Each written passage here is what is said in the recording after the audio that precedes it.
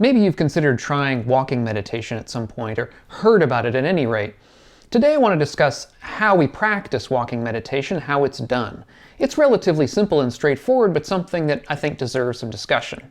I'm Doug Smith of the Online Dharma Institute, that's onlinedharma.org.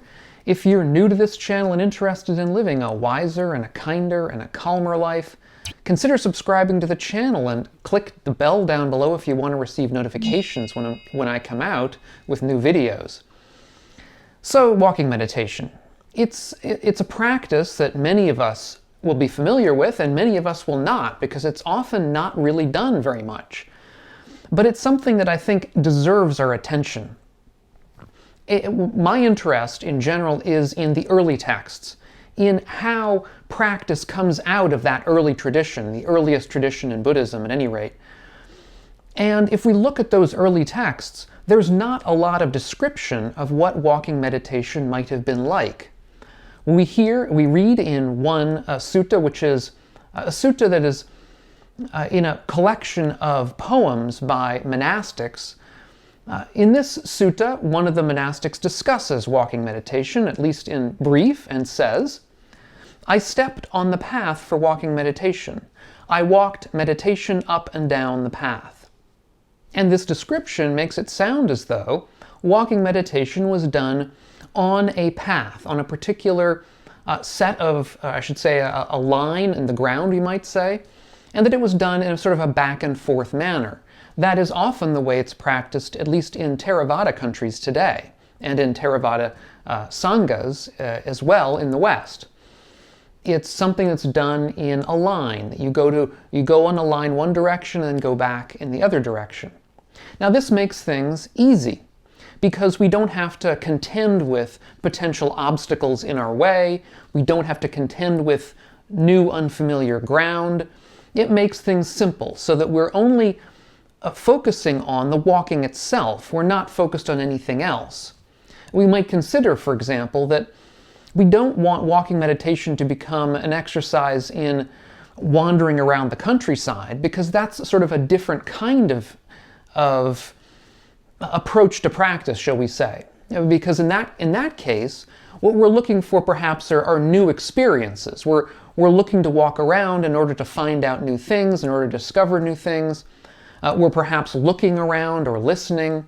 Whereas walking meditation, at least if we're to take this particular description seriously, in the early tradition, is meant not to be that sort of thing. It's not a sort of thing where you're sort of wandering around at random, but it's rather focusing on the physical action of walking.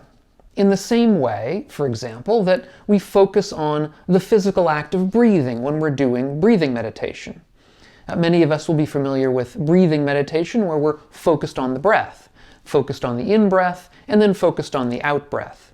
In the same way, in walking meditation, we're focused on each step in that walk. So it's important to keep in mind that the point of walking meditation is not to go to somewhere. It's not to have experiences while walking in different parts of the world, but it's rather to focus on the process of walking itself. So we might, in the same way we discussed breathing meditation, we might focus on each step of our foot. We might focus on heel and then toe, and then heel and then toe, or lifting the leg and then putting the leg down, and then lifting the leg again, the other leg, and then putting the other leg down. We might also consider walking in cadence with the breath.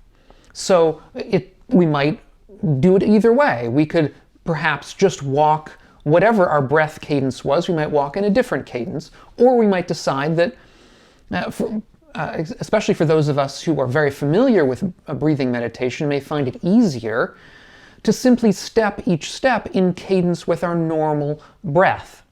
So in an in-breath, we take one step, and an out-breath, we take the next step. There are various ways of doing this, of course, because we can always take 2 steps in cadence with the breath, or half a step, or something like that. But in any event, that's one way to approach the process. Now, to my knowledge, there are no real deep or extensive instructions on how to do this in the early texts.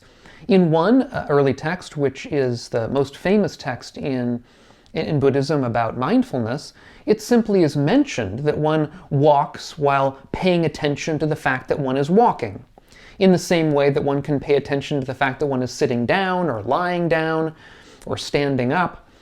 So one simply pays attention to the character of one's body while one is doing certain actions, and walking is one of them. But that's not really much of an instruction. So in any event, there's not much instruction here, but we can at least understand that the way that we are approaching this is by focusing on the actions of the body, focusing on the motions of the body.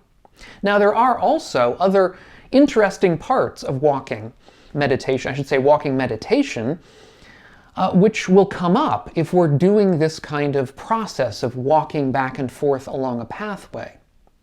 In particular, we'll find that there are a couple of very interesting kinds of features of this practice. The first interesting feature is that every time we get to the end of the line that we're walking in, this lane that we're walking along, we'll be finding ourselves all of a sudden doing standing meditation.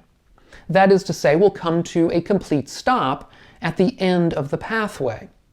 Now, we can continue moving so that we don't allow that stop to take any time, but I would suggest considering anyhow, including a standing practice, at least for a moment, because that'll tend to break things up. It'll tend to waken up the mind a little bit because it's something slightly different. And it's always good to have the mind a bit open and fresh while we're doing these kinds of meditations. So as we walk, we get to the end of the lane that we're walking along. We stop and perhaps pause for a moment, simply to take in what the body feels like while it's standing, while it's quiet, while it's steady in one place, it's not moving. That is one thing to pay attention to. But perhaps the most complex thing to pay attention to is the turn. When we're walking back and forth on this line, on this lane that we have sketched out for ourselves in our minds along the ground, which doesn't have to be, I should say, doesn't have to be any particular length. It could be anywhere from a few steps in length up to perhaps 100 feet, whatever works best for you. And most of us, I think, probably have limited space, may only have perhaps a floor in a room to deal with, and that's fine. If we can take a few steps in one direction and then turn around and come back, that's enough space to do walking meditation. Now, as I was saying, the most interesting part, I think, of walking meditation is the turn. Because once we come to the end of the lane, we find ourselves standing still with our feet together on the ground, but now we have to turn around. And that actually, when we're in this meditative experience, comes to be perhaps the most complex kind of physical maneuver that we're going through. And there are various, I think, different approaches we can take to this. Most people that I see sort of roughly step around in whatever way their feet happen to go, such that they're turned 180 degrees and can continue walking in the other direction. For myself, I kind of prefer to be a little bit more precise about it. That is to say, taking a quarter of a step, 90 degrees with one foot, then 90 degrees with the other foot, and then 90 degrees again with the first foot, and 90 degrees again with the second foot.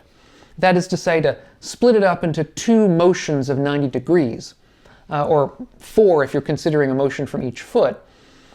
This is something that I just find rather elegant in the turn, but each of us is different, and there certainly is no reason why we have to do it one particular way. So I think we'll see that there are a number of different aspects to this practice that make it interesting for itself. It has features, differences in what we're doing that make it, sort of mark it off as somewhat different from, let's say, simple breathing meditation. Since we have to do walking, we have to do standing, and we have to do turning.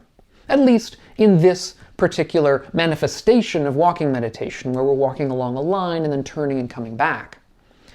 And for those of us, I think, who perhaps get sleepy or who get, let's say, bored with doing the same kind of breathing meditation over and over again, may find this kind of approach to meditation more helpful. It has most of the same features as breathing meditation, in the sense that it can calm us down, it can clarify our mind, it can be a stage upon which we can come to investigate the character of our mind, but simply we're doing it while we're walking as opposed to while we're sitting and simply following our breath. The focus on the mind can be the same. The focus on the way the world is, the focus on the present moment, is the same in either way. Now, if you're not familiar with meditation in general, or seated meditation and breathing meditation, I have an earlier video, a Meditation 101 video, a sort of an intro to this kind of practice, and I'll put a link to that video up here on the screen in case you were interested. I'd suggest taking a look. And if you're getting something out of these videos of mine, consider taking a look at my Patreon page. It's linked here as well. Thanks so much to all of you. Thanks so much to my patrons over on Patreon, and we'll catch you on the next video.